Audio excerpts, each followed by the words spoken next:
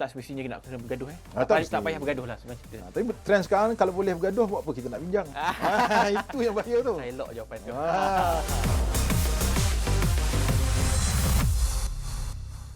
Okey, seperti biasa temu janji kita hari Sabtu pada waktu ini untuk kita bercakap dalam senang faham. Tajuk hari ini, jiran oh jiran. Bila kita ada cakap macam tu jiran oh jiran ni, dia macam ada bunyi sedikit masalah, sedikit isu. Macam-macam kita dengar sekarang.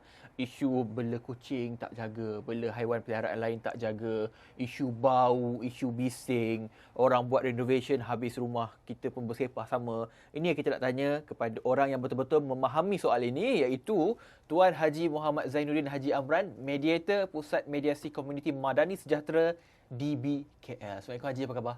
Khabar baik. Banyak isu kita nak bawa ini dekat Senang Faham sebab ramai yang macam tak faham-faham bila dah berjiran ni.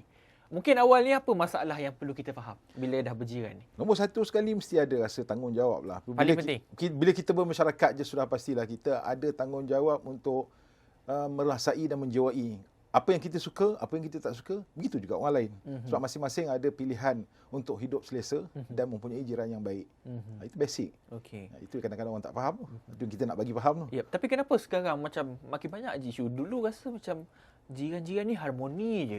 Sekarang ni macam gaduh sana, gaduh sini. Kenapa? Ini mungkin ada kena-mengena dengan kehidupan kita. Kehidupan sekarang ini, apatah lagi selepas COVID tempoh hari kan.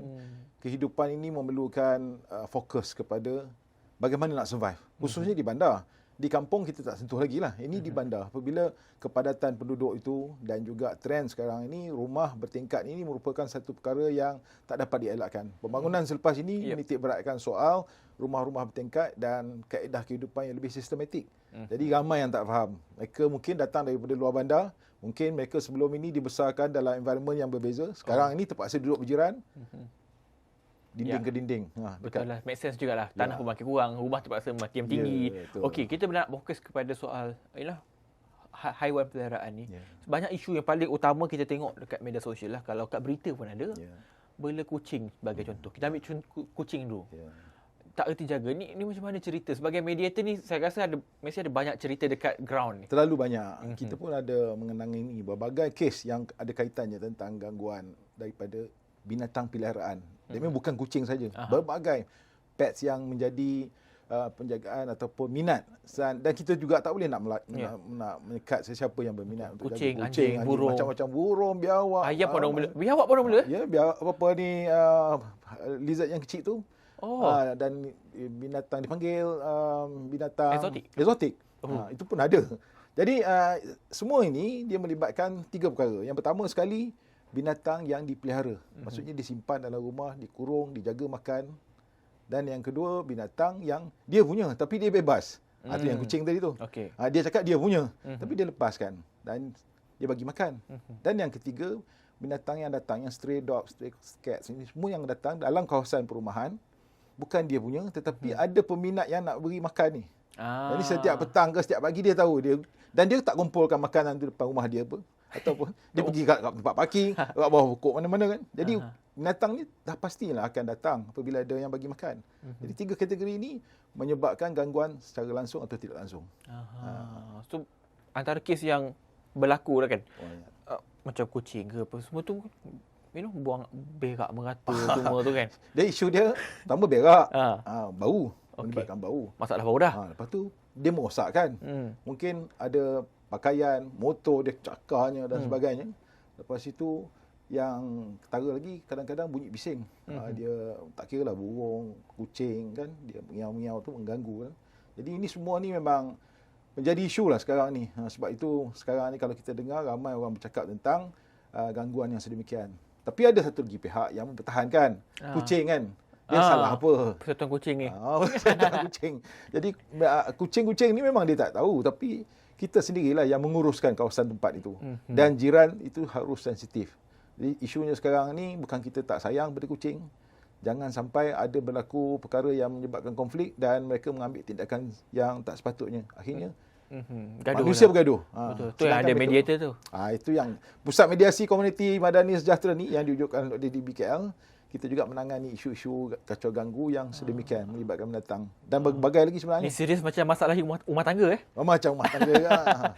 Okey, tadi kata hak jiran tu. Tapi kalau saya lah sebagai jiran sebelah bela binatang yang keluarkan bau yang busuk, tak jaga bersih, apa hak saya pula? Apa tanggungjawab saya nak buat untuk pastikan tak perlulah sampai bergaduh? Apa basic way untuk saya lakukan? Pendekatan yang paling baik biasanya kita akan merujuk kepada kedua pihak yang konflik. Kalau dirujuk kepada pusat mediasi lah. That means setelah aduan dibuat, tak kira sama JMB ataupun owner ataupun antara pemilik rumah unit yang pertama dengan yang kedua, mereka boleh merujuk. Tetapi biasanya apabila masalah ni dirujuk ni apabila dah terlalu serius lah. Mula-mula mungkin seminggu tak apa, 2 minggu, ada yang berbulan, ada yang bertahun. Kemudian barulah dirujuk kepada pusat mediasi. Tetapi sebelum itu, saya harus menekankan bahawa semua individu harus tahu ada tugas dan tanggungjawab masing-masing. Maknanya, yang menjaga mestilah memastikan binatang tu tak mengganggu orang lain. Dan yang sebelah juga mempunyai hak untuk mengutarakan pandangan dia ataupun rasa tak puas hati dia. Sebab bila kita beli satu unit itu, sekarang ni bukan murah lagi dah. Yalah. Ratusan ribu ada. Kita bayar RM100,000 bukan untuk bawa kucing Kita nak pergi adab benda tu kan. Jadi memanglah di kawasan pengurusan ataupun JMB ataupun MC yang mengurus kawasan perumahan tu yang mempunyai house rule yang jelas, mereka tulis. Mereka memberikan garis panduan yang jelas. Tetapi ada setengah pengurusan ataupun MC yang mungkin menganggap benda tu sambil lewa. Rasanya tak penting kan. Masalah lah tu. Masalah lah. Jadi kucing-kucing ini pula, kalau ada dalam kawasan penempatan yang mungkin JMB boleh mengambil tindakan, mereka sepatutnya mengambil, mengurungnya ataupun mengantar ke tempat yang difikirkan lebih sesuai. Ada pihak-pihak private di luar sana yang menyediakan kemudahan untuk mengambil binatang-binatang ni. Tapi kena bayar sikit lah. Tetapi dalam kawasan itu, mereka harus bertanggungjawab. Mereka ada security, mereka juga ada pemantau CCTV dan sebagainya. Jadi, apabila dirujuk, biasanya perkara tu tak dapat ditangani lah. Okay. Ini macam isu burung gagak bising kita tembak jugalah tu. Tu lebih kurang sama kat lah. Tu berak. Selain daripada berak, bunyi bising yang saya nyatakan tadi. Ya. Okey, selain daripada isu haiwan peliharaan, apa lagi isu-isu yang berkaitan dengan jiran ni? Selalu saya dengar lah ni kes renovation rumah, katakan. Tapi sisa-sisa tu dibuang dekat rumah je. Itu pun jadi masalah sebenarnya. Jadi masalah. Sebab dalam sebuah kawasan perumahan, biasanya sudah ada garis panduan yang ditentukan di mana house itu menyatakan kalau kita nak buat renovation, mereka yang memanggil kontraktor datang mestilah mengikut garis panduan ditetapkan. Ada borang yang perlu diisikan dan kebenaran hanya diberikan oleh JMB kepada kontraktor yang mengikuti garis panduan tersebut. Termasuklah tempoh kerja dia, apa barang-barang yang perlu dibuat, lift yang digunakan dan juga waktu dia seperti yang dinyatakan tadi, bagi mengelakkan rasa kurang senang. Dan kerja-kerja itu mestilah tidak melibatkan struktur yang boleh mengganggu struktur bangunan tu. Jangan dia pergi hantar tiang ke mana-mana. Mereka kena hantar submission, proposal, drawing dan sebagainya. Jadi tak secara langsung dia akan memberikan keselesaan kepada jiran. Sebab semua orang pun akan melakukan renovation. Bukan satu pihak je. Dia tak buat, dia nak komplain orang lain kan. Tapi macam installation, aircon dan sebagainya. Ada tempat-tempat yang ditentukan. Tak boleh melanggar lah. Tak boleh melanggar je lah. Jadi yang sekarang ni kita dengar ada yang melanggar masalah. Melanggar je. Itu yang tak faham tu. Tapi tadi Tuan Haji sebut soal kita nak mengadu. Katakan saya perlu mengadu jiran yang bela kucing ke, bela burung ke. Okey, boleh bagi tahu tak kita cara kita nak buat aduan tu supaya semua orang faham? Sebenarnya cara nak buat aduan tu taklah susah. Sebenarnya boleh dilakukan dengan cara dia. Dia mudah je. Sebenarnya kita tahu ada pihak berkuasa tempatan. Kalau dalam kawasan Dewan Bandaraya lah. Autoriti yang tinggi. Tetapi dalam kawasan perumahan strata, mereka harus merujuk kepada JMB ataupun MC. Mereka boleh menerima sebarang pandangan, teguran dan mereka mempunyai garis panduan ataupun reference yang jelas atau 757 itu sendiri memberikan peruntukan kepada mereka untuk memberikan teguran dan seterusnya mengambil tindakan.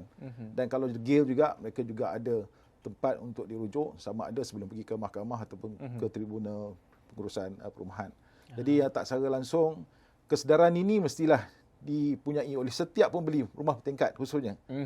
Dan tapi kalau kita tengok perumahan yang landed property, mereka juga mempunyai masalah yang sedemikian.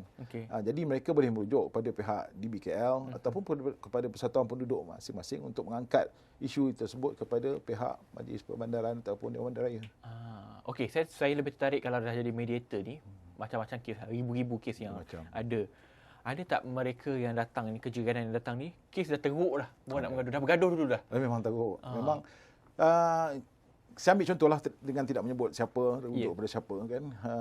Mungkin you pun terkejut juga dengar kan, ada kucing yang dibela sampai 23 ekor dalam rumah.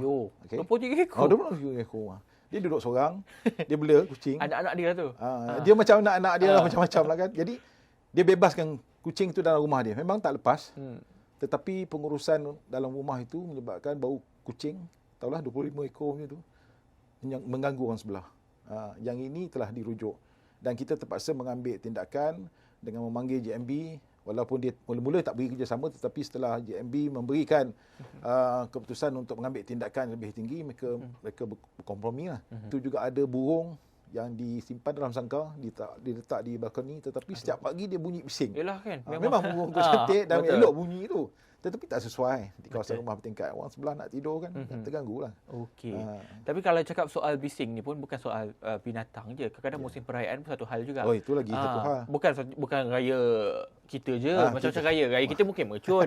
Ada yang nak makan besar. Macam raya Cina akan datang nanti. Betul. Apa yang kita perlu faham dalam konsep ni supaya kita ni, ialah kita soal perpaduan, kita nakkan keamanan, tapi tak boleh helak benda ni. Dan sebenarnya tanggungjawab tu diri sendiri. Apa yang boleh kita pesan supaya semua orang faham? Saya juga adalah seorang aktivis masyarakat sebagai pengurusi persatuan penduduk di sebuah komuniti, dan saya rasa tanggungjawab ini juga bolehlah dikongsikan. Empowerment, pengetahuan yang perlu disampaikan kepada pengurusi kawasan rukun tetangga, kepada persatuan penduduk, rumah-rumah ibadat kan. Mereka boleh memberikan penerangan. Bila datangnya hari raya sebagai contoh, dalam bulan puasa tu pun sendiri, kadang-kadang budak-budak kita ni dalam komuniti Melayu, dia main mercun waktu bulan Ramadan dan sebagainya. Jadi teguran mesti dibuat, dan mereka perlu memberikan peringatan. Dan juga kita dah ada macam-macam media kan. Kita ada Facebook, kita punya WhatsApp group dalam komuniti, mereka boleh sampaikan. Dan begitu juga kepada komuniti yang lain sebenarnya. Setiap jawatankuasa persatuan penduduk ataupun rukun tangga, mereka mempunyai wakil daripada bilang kaum. Dan kalau rumah bertingkat, kalau PPR, mereka juga ada ketua blok dan sebagainya. Jadi perlu diberikan penekanan. Dan kerjasama komuniti ini dengan pihak berkuasa macam polis juga perlu ada pemantauan dari masa ke semasa. Ini bagi membolehkan mesej itu sampai. Kita tak mahu macam baru-baru ni ada mercun yang naik ke atas sampai bakar rumah tu. Kalau meletup masuk rumah orang. Excited punya pasal kan. Kadang-kadang menang bola pun dibakar mercun juga. Dalam komuniti sampailah menghalakan dan angin tiup ke dan sebagainya kan. Kalau tak silap baru-baru ni ada macam peperangan pula antara blok ke blok kan. Mereka tembak-menembak. Okey. Satu lagi kita sebut pasal body ataupun persatuan dan kawasan perumahan tu yang dilihat tak aktif. Jadi satu punca juga. Ini mungkin juga boleh kita tekankan supaya kadang-kadang penduduk rumah ni tak faham tentang ada body tertentu untuk kita buat aduan dan sebagainya. Kenapa masih ada lagi pihak yang mungkin tak ambil tahu ataupun tak tahu pun sebenarnya? Dia ada tiga kategori lah. Yang pertama yang committed. Kalau tak ada persatuan, dia nak menubuh persatuan saja kerja dia kan. Ada makna lain ni. Macam-macam kan. Lambat je syarat agung, itu komplain kan. Lepas tu ada satu lagi yang nak pegang jawatan tapi tak melaksanakan tugas dan tanggungjawab. Ada juga tu. Dia syok dekat situ, lepas tu tanggungjawab tak ada. Yang ketiga tu, yang tadi itulah kategori dia ignorant. Dia langsung tak tahu. Dia buat tak tahu kan. Kita dah terangkan pun dia cakap dia tak ada kena-mena. Dia pun tak nak jadi ahli. Tak nak berjiran tu. Tak nak berjiran kan. Memang ada. Ini jugalah yang berlaku di mana juga kita berada. Sifat manusia ni memang tiga kategori ni biasa. Yang positif, yang sederhana, yang negatif kan. Jadi kesedaran ini perlu dibuat daripada masa ke semasa. Sebagai persatuan penduduk, mereka harus melaksanakan aktiviti supaya nampaklah, zahirlah mereka tu.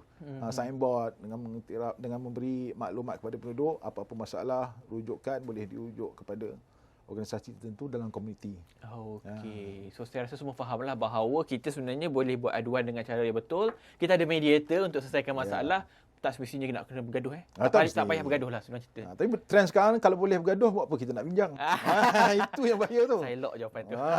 Itu tak faham tu. Buat apa nak faham kalau boleh tak faham kan? Okey, terima kasih kepada anda yang menonton. Terima kasih Tuan Haji. Dan semoga kita faham dengan topik minggu ini. InsyaAllah kita jumpa lagi minggu depan dengan topik yang lebih menarik. Jumpa lagi. Make it short, make it sweet. Senang faham. Bye-bye.